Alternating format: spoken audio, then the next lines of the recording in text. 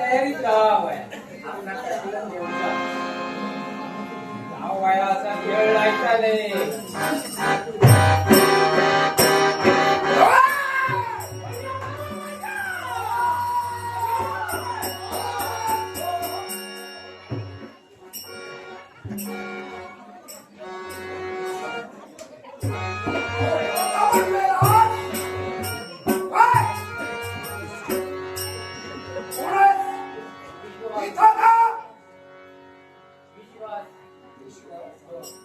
आत्मविश्वास घेऊन इथं आलाय सगळ्यात घेऊन गेलं. कोण आहे इथं का काय माहिती ह्या फुल नेऊ दिलं मी या सरोवराचं रक्षण करते नव्हे तर या पुष्पाचं सामान रक्षण करणारी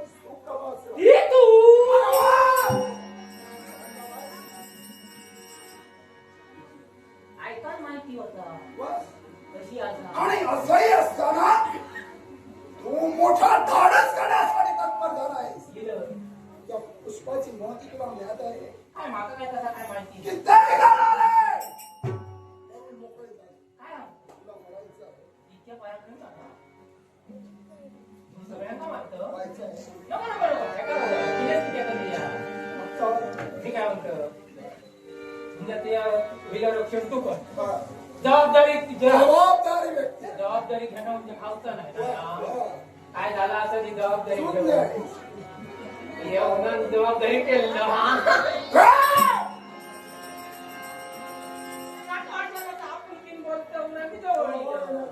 नाही नाही नाही किलेच करूया नको कारण किलेच होतात बरोबर ना किलेच तिथे करूया येऊ जाऊ की किले सारच जात हा बघ कसा फक्त काढतोय आणि जातो हो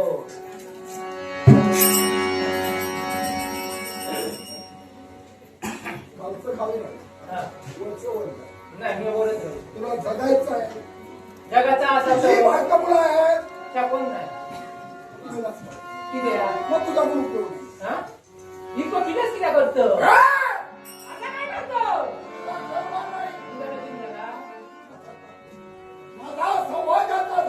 गेला ह्या काळात इतका म्हणून मी फोडला बोलतोय त्याला माझ्या सौभाग्याचा लग्नाचा घात केलाय ह्या बरोबर त्या दिवसापासून हिंदूला फिरायला चाला असता माझा जरी चालू असेल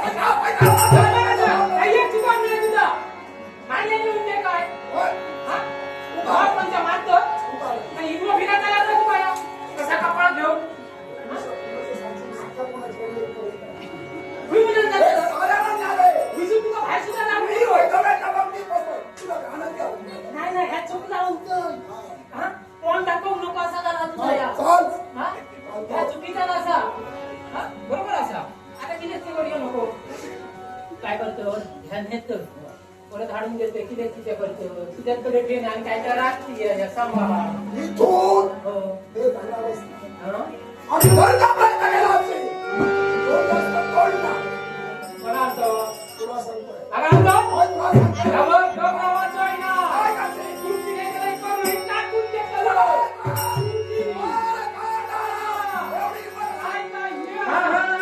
समयाची सादर भवे हवे समयाची सादर भवे देवदेवी कैसे राहावे देवदेवी देवदेवी देवदेवी कैसे राहावे समयाची सादर भवे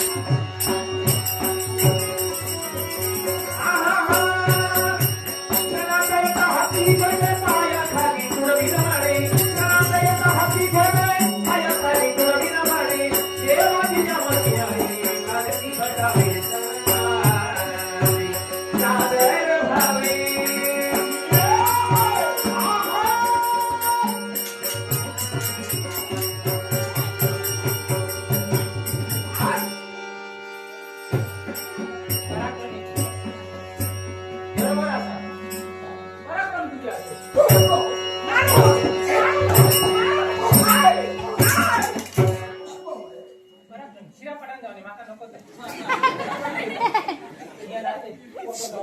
नको माका आता. आता थांबा तियाच थांबा आता.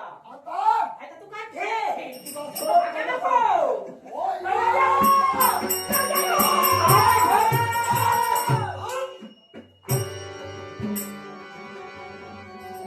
आता आता मी जरा आपण काय झालं?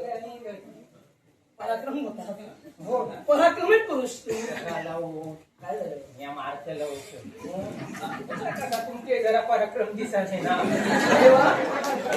म्हणजे तू दुसऱ्याला संधी देतो ही संधी देते माझं काय नाही माका अशा मोठ्या तू कधी दिसत अपेक्षा मोठी नाही नाही नाही अपेक्षा नाही आता.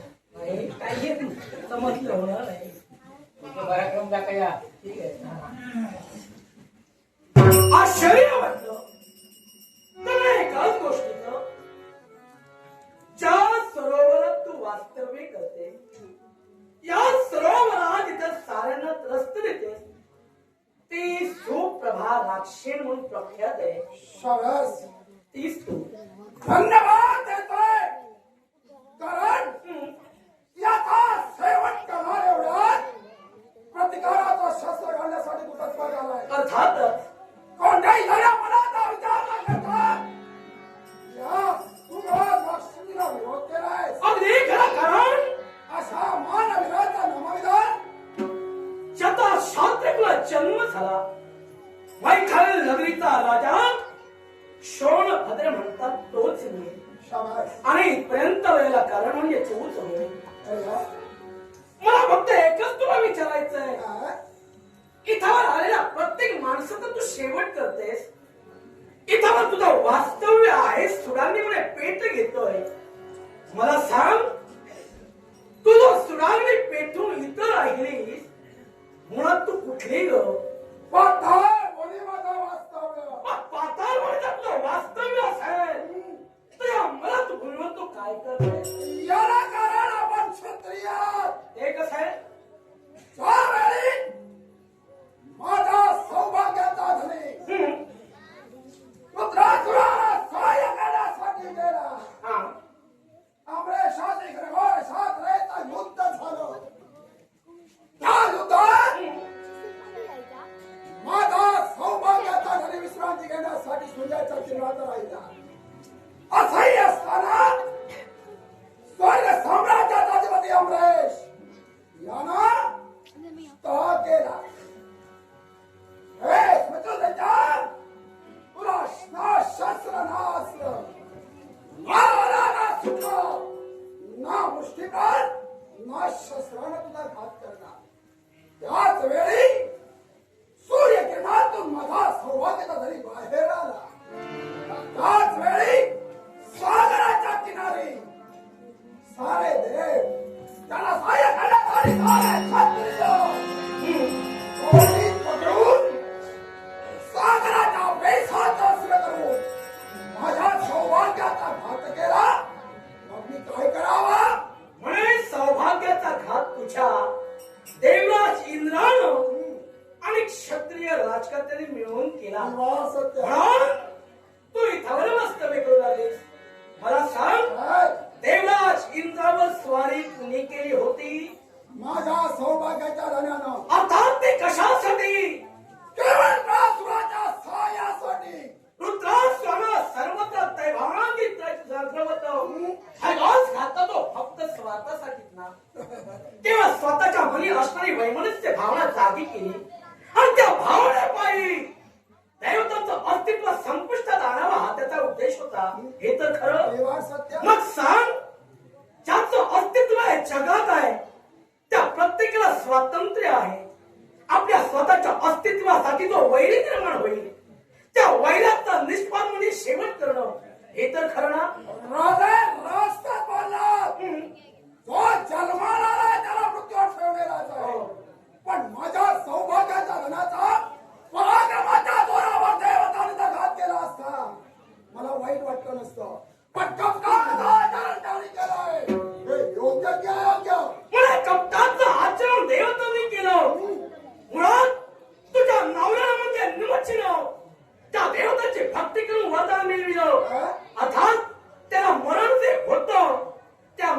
ठाई तिथं त्याला नेऊन मारलं. कारण ना सकाळ ना दुपार ना दिवस ना रात्र. बरोबर आहे. एवढंच नव्हे, ना सुक ना ओलं असं ते अस्त्र निर्माण होईल.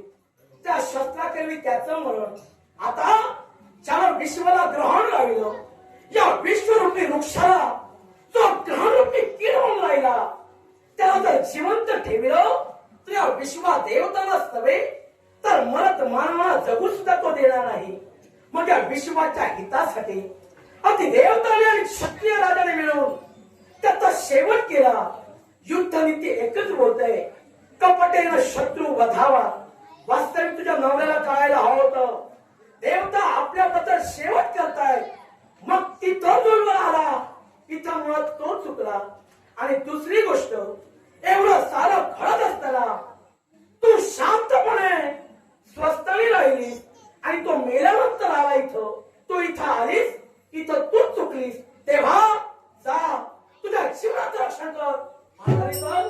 राजे, माझ्या सौभाग्याच्या धनाच्या पराक्रमावर माझा पूर्ण विश्वास होता. पण सौभाग्याच्या माझ्या सौभाग्याच्या धनाचा घात केल्यानंतर सुडानं मी भेटली आहे. एक वेळ तुझ्या म्हणण्याप्रमाणे माझा नवरा चुकलाच आहे. अन्यायाच्या मार्गावर पावलं ठेवले असते. पण सागरे राजकर्त्या बहिणीनं काय सापरात केला म्हणजे त्यानं स्वतःची सांगता करत असताना 3 पावलं भूमी मागून त्याच्या मस्तकी पाय देऊन त्याला पाताळ ढकललं. हा कोणता सन्मान? म्हणे देव तुम्ही अधारण केला असं तुला म्हणायचं. अर्थातच. आणि जणकान दानवांचा राजा बली हा केवळ सात्विक धार्मिक होता. अगदी स्वतः दान देईल, जे दान मागण्यासाठी इच्छुक येतील त्यांची इच्छा पूर्ण करेल असं त्याचा शब्द होता. मग त्यावेळी वैकुंठीच्या नारायणानं वामन अवतार घेतला हे खरं आहे. आता त्रिपाद भूमी त्याला दान मागितली. आता बळी राजानं दिली, यात वावग काय? तो स्वतःच्या शब्दाला जागला आणि 3 भूमी 3 पाद भूमी त्याला भूमी देण्याचं ठरविलं. एका पायात स्वर्ग व्यापिला, दुसऱ्या पायात भूलोक व्यापिला, तिसरा पाय त्याला ठेवला तुला त्या बळीच्या मस्तकावर, जेणेकरून तो पाताळ भुवनात गेला. तिथावर त्याला त्याचं अस्तित्व दिलं गेलं. तिथं राजाला मान्य केलं, तिथं तुम्हाला ते का मान्य नाही? कारण कपटाचं आचरण. कसलं? इतरांकडे कपट करताय. स्वतः सन्मानाला दान मागायचं होतं. मग अशा तऱ्हेचं कपट करून त्याची राहिलेली भक्ती सत्ययज्ञाची अपुरी राहिली. त्याला जबाबदार कोण असणार? म्हणे कपट केलं असं काय कपट त्याच्यात घडलं? कारण राजाच्या इच्छेप्रमाणे घडत होतं. बळी राजा स्वतः त्याला साक्ष होता. तेव्हा त्याच्या स्वतःच्या मनानं त्याने निर्णय घेतला. ते घडलं तर त्याला मान्य झालं. असं असताना तू कपट म्हणते. या कपट ते काय? दानवेश्वर बोलेला शब्द सत्य उतरण्यासाठी 2 पावलात, एका पावलात भूमी व्यापली, दुसऱ्या पावलात स्वर्ग व्यापलं, तिसरं पाऊल कुठे ठेवलं विचारला. त्यावेळी शब्द मुद्रेसाठी आपलं मस्तक त्याला दिलं. ते दानेश्वर मग त्या दानवेश्वरानं केलंय अयोध्याचं काय होतं? म्हणे कपट तुम्हाला म्हणायचंय म्हणजे तिथवर ते दान मागून या दानवांना पाताळात गाडीलं हे कपट झालं. हे तुला म्हणायचंय. पण मी तर म्हणेन कपट देवानं नव्हे तर तुमचा गुरु शुक्राचार्य हा मुळात कपटीत आहे आणि त्यानं कपट केलं. त्यानं जर कपट केलं नसतं तर कदाचित ते वेगळं काहीतरी घडलंही असतं. कारण त्यानं कपट आता केलं ते काय तेही तुला सांगतोय. ज्यावेळी अगदी दान देण्यात आलं त्यावेळी त्याच्यावर पाणी ती आता तुळशीपत्र घेऊन पाणी सोडणार. ते दान देणार एवढ्या शुक्राचार्यानं सूक्ष्म रूप घेतलं आणि जो चम्मू होता त्याच्या तोटीवर जाऊन लपून राहिला. हे कपट नाही का? मग तो तिथं का बरं राहिला ग? कारण आपल्या शिष्य अधोगतीला जाऊ नये देवताच्या कपट्याने दाणीला होतं. वेळोवेळी त्याला सांगण्याचा प्रयत्न केला पण रे पूर्णत्वास मिळू नये म्हणून तो राहिला. काय चुकलं? म्हणजे आपल्या शिष्य व्रताला चुकला तरी चालेल हे तर तुला मान्य? कशावरून? कारण जर त्याला बोललेला शब्दाला सत्य केला नाही, जर त्यानं ते दान दिलं नसतं, ते उदक जर हातावर सोडलं नसतं, तर केवळ वामनानं, त्या भगवान वामनानं 3 पाच भूमी घेऊन त्याला पात्रात गाडलं नसतं, होय ना? अरे पण त्यानं शुक्राचार्याला चौपट केलं, त्याचा उपयोग झाला का? ज्यावेळी वामनाला हे सारं सर्वस्व जाणीलं, तेव्हा सत्य आहे. दर्भाच्या साहाय्यानं तो दर्भ उचलून तोंडी ढकलला. काय घडलं? शुक्राचार्याचा एक डोळा फुटला आणि तेव्हा तो प्रत्यक्ष तिथं आला आणि चूक मागितली. अर्थात त्यांना जे मान्य झालं ते तुम्ही मान्य करा. प्रत्यक्ष करा. हे कदापि मान्य होणार नाही. या पदाचा व्यवहार व्यवहार केलाय. त्या पदाचा विरोध केल्याशिवाय ही सुप्रभा मात्र कदापि स्वतःला पर्वतून सर्वत्र अधर्म उच्चार करत असाल, तर या तुमच्या विवेकाला विवेकाचा पायमध्ये घालणं हा राजाचा धर्म ठरलं.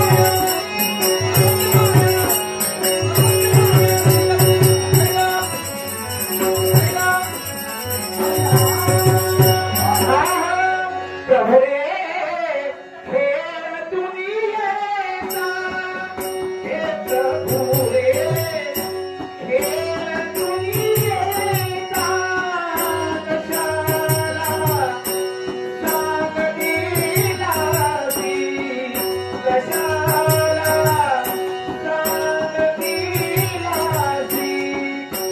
प्रभु रे, खेळ दुनियेचा, प्रभु रे.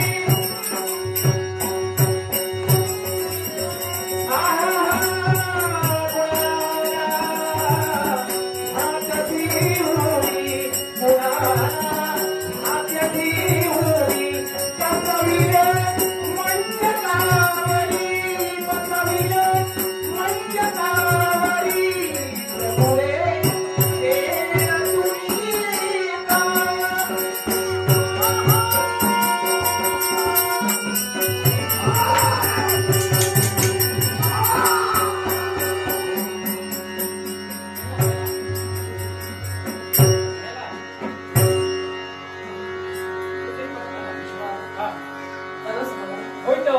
पण तुला वाटलं असेल जी राजकर्त्याची कन्या नर्मदा आहे हा, तिच्यासाठी मी हे केलं हा. तर असं मुळीच नाही. माझ्यासाठी हे तुझ्यासाठी आहे. महाराजांनो, काय रे आता तुमका माझी काळजी खूपच असता. आहेत ना? आता विषय कसा, तुम्ही मारलाय मी या बघितलंय आणि कोणी बघतच नाही. माझ्यासाठी आता इतक्या करा, मीच मारले म्हणून सगळ्यांका तू सांगा. सगळ्यांना सांगत जा. मी सांगतो ना, हो. तूच सांगत जा. हा. कारण तुझ्यावर सगळ्यांचा विश्वास आहे. हा, का मत नाव तुझा नव्हतं? विश्वास. फक्त तुम्ही फक्त सांगा नको मी मारतो. हे चिंता करू नका. मग जाता जाता फुल पकावणीचं फुलाचा तूच तोडाने घेऊन जा. होय मा, वेळ लावतोय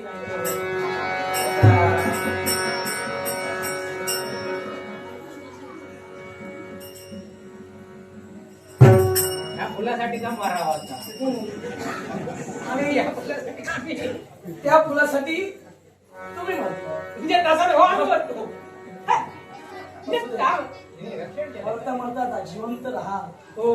आता आता वाटा मनासारखं घडलं नसेल आता बियाचं आहे तर ना. अपेक्षेच्या डोंगरावरती मी जगत राहा. या आता जेव्हा बियाचं आहे ना, भांड्यांना सांगतलंय. पण हे एक बघा, लक्षात ठेव, मी लग्न तुम्हाला झालं नाही. हा.